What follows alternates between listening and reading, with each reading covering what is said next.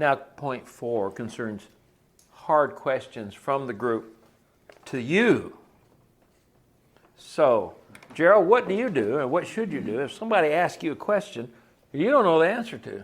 I think that to be really positive with them and almost praise them for asking such a good question, to tell them that, I haven't really thought of that, but I want to. So let me think on that and I'll get back to you on it.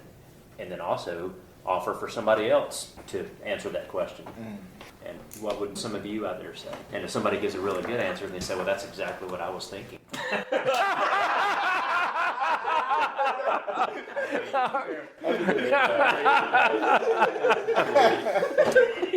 Thank you, Cheryl. But what you don't want to do, don't pretend to be a know-it-all. It's really not hard to win a case of stump the dummy.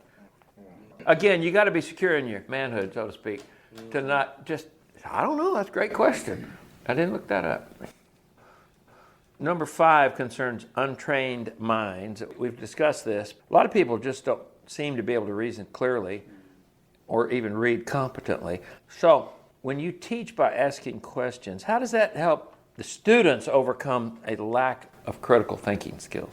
Well, I think one of the ways that does, one, it forces them to think about the question to try to come up with an answer. But someone who's not able to think through or come up with an answer, hearing someone else process that question, right, and come to a conclusion or give an answer, give them example of how you would think through that to answer it. So you learn by doing.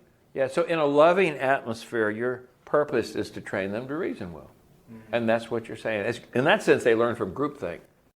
Now, number 6 is what I call contentious. Carl, misery loves company. The world is full of miserable people who are quick to throw some of it your way. Hurting people hurt others. 2 Timothy 2, 23 through 26 gives us some hint how to respond to contentious people.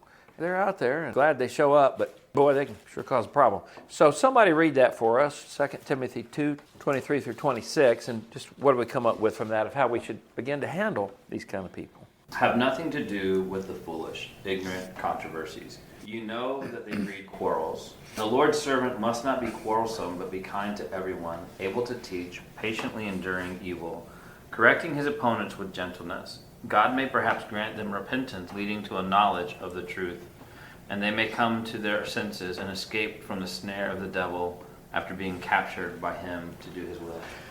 I realize it's hard to remember to do this when you're ambushed, but what does this tell us about responding to contentious people?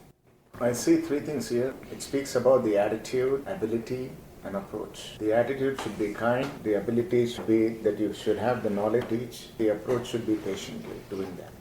Wow. Immediately he comes up with 3 A's from this passage. Man, he's got it. He's got Thought it. about it. I was going to say, he's taught on it before. Yeah, but that's good.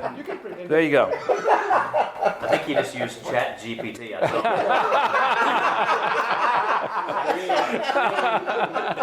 Give me 3 words and start with that.